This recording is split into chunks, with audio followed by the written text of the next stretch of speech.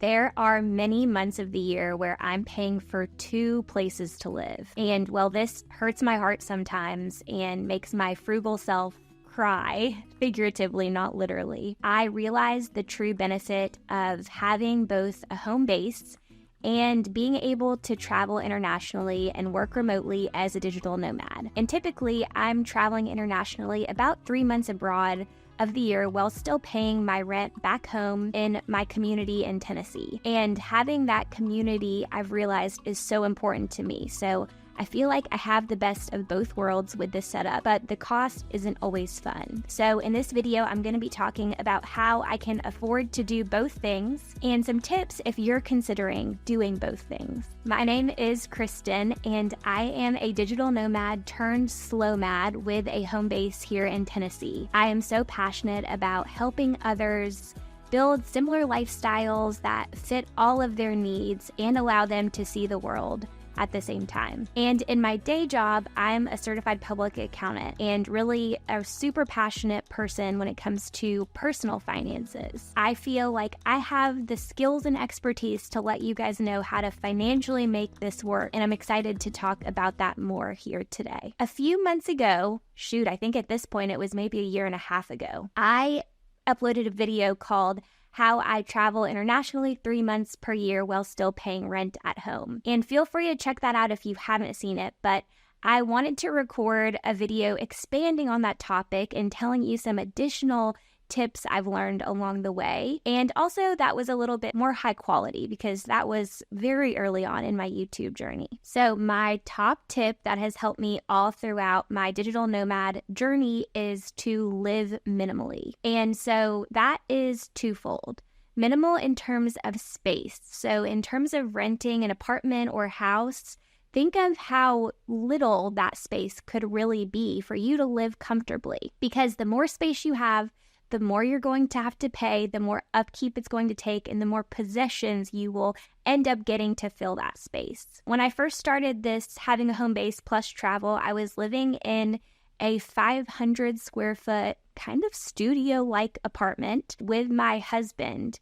And it was small, but our rent was so cheap. We paid $9.97 a month to live in downtown Knoxville, Tennessee. The prices are not the same now, and it was ideal. And during COVID, we decided to move a little bit outside of downtown. We're still within walking distance, and we're paying a little bit more, but still for a pretty small space and still for a really great price. So that's helped us a ton to keep that rent expense as low as possible. So we're not paying something like $3,000 a month while also trying to figure out how to travel. Try to keep it minimal in terms of space, but also possessions. I found it really helpful to have a very pared down lifestyle in terms of what you own, because this brings me to my next point, is you may have periods of nomadism that you can use to your advantage. My husband and I are getting ready to move abroad next year, more on that to come for a little bit. And so because we have very few possessions, we have the ability to, stop our lease here and move those into a very small storage unit or even maybe a friend or family member's house. So we're using those periods of nomadism to our advantage.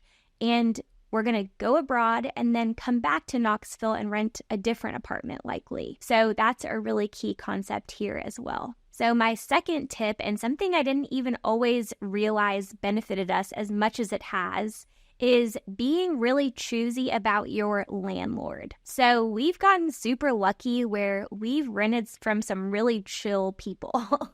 And by that, I mean that they respect and appreciate loyalty and aren't always trying to make the most amount of money from their tenant. To do this lifestyle, we had to make sure that our cost of living and our rent wasn't increasing incrementally every single year. By having these landlords that are more old school about things, and likely you're going to get more lucky if you rent from an individual rather than a company or corporation, we've been able to pretty much keep our rent really low. For our first place that we lived here in Tennessee, that apartment that I was saying was $9.97 a month.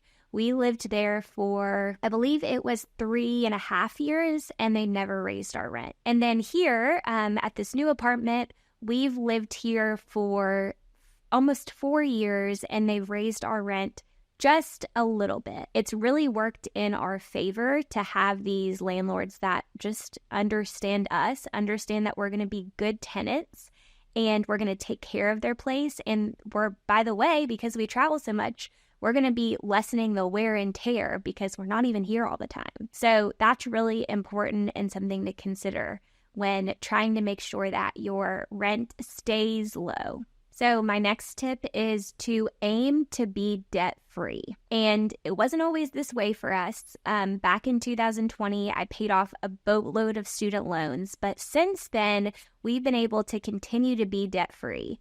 And we buy things like cars completely in cash. And while sometimes it hurts your heart to spend that big of a lump sum on something, it has benefited us greatly when it comes to our travel lifestyle. And that's because other than rent, we don't have a ton of additional monthly payments that we need to facilitate every month. Because most of our expenses are variable in nature, meaning that they kind of fluctuate month to month, we can control them. A lot of our expenses, for example, are groceries and eating out. And so when we travel abroad, it's not like we still have to pay for those expenses here at home. We kind of just shift those expenses to the country that we're temporarily calling our home. We don't have a ton of fixed expenses. We don't have any debt payments that we have to pay every month.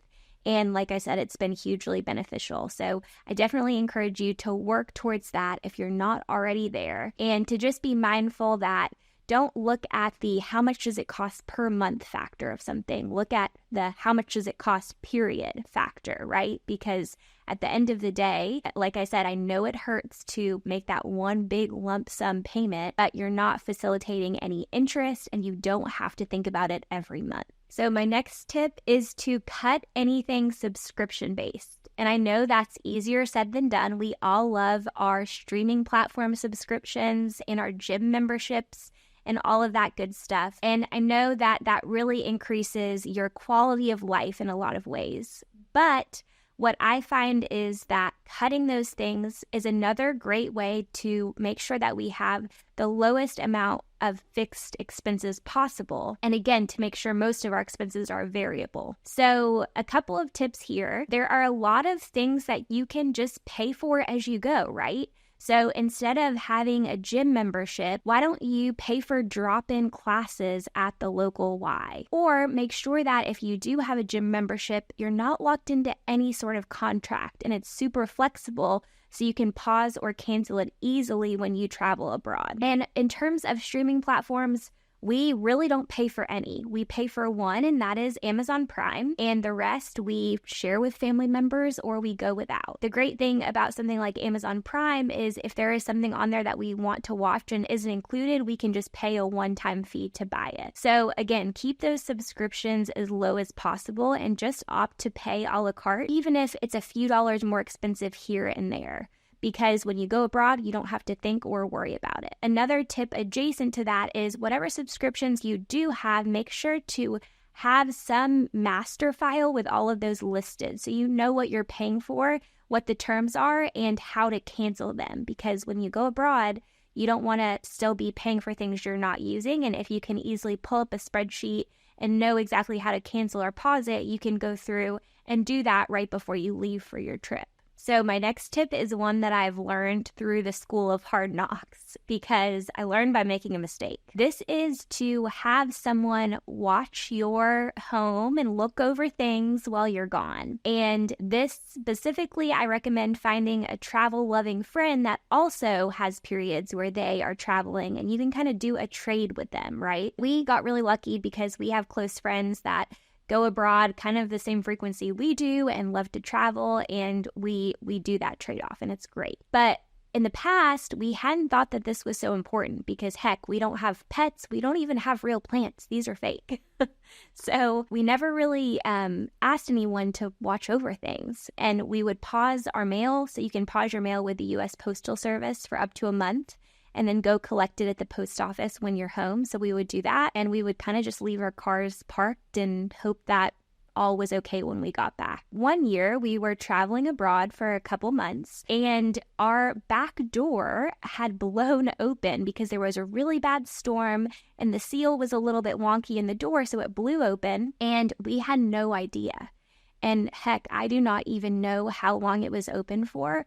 Probably a week or two, and our landlord luckily came in the house to check on something and realized it was open and closed it for us and texted us and was like, did you know that your door was open? And we did not. So it wasn't fun coming back home to a layer of dirt on everything and a few more bugs than we're used to. But I will say that now going forward, we've been asking people to come just check that everything's okay once every couple weeks.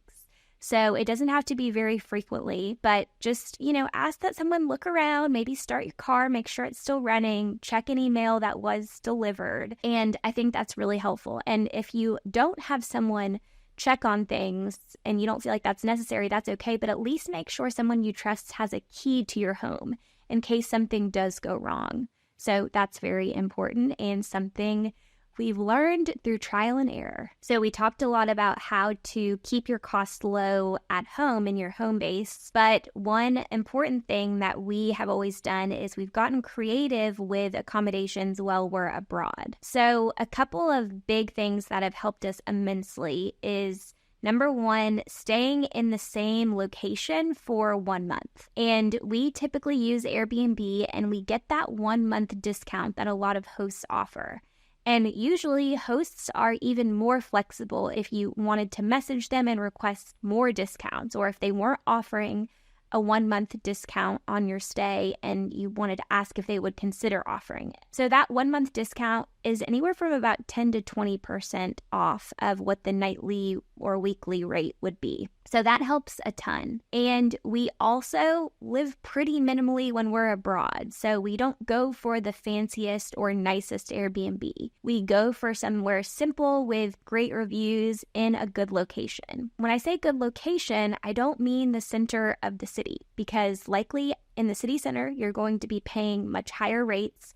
You're where all of the tourists want to be. So instead, we like to opt for more local neighborhoods outside of the city center that are still well connected, where you can walk in if you wanted to or take some sort of public transit. And that allows us to really live like a local while we're abroad, especially if we're going to be staying for 1 month. We don't want this charmed life. We want to see how the locals live, and really that is another great way to save costs, because likely the grocery stores are going to be more affordable in the neighborhoods than in the city center, and you're going to just find that cost of living is lower. So that's one big tip about accommodations, is stay for 1+ month if you can. And then another tip is to consider travel destinations where you already have friends and family on the ground, where you can ask your friends or family if you can stay with them, and that makes your accommodations free, which is a huge way to kind of hack it, because at that point in time, you're not paying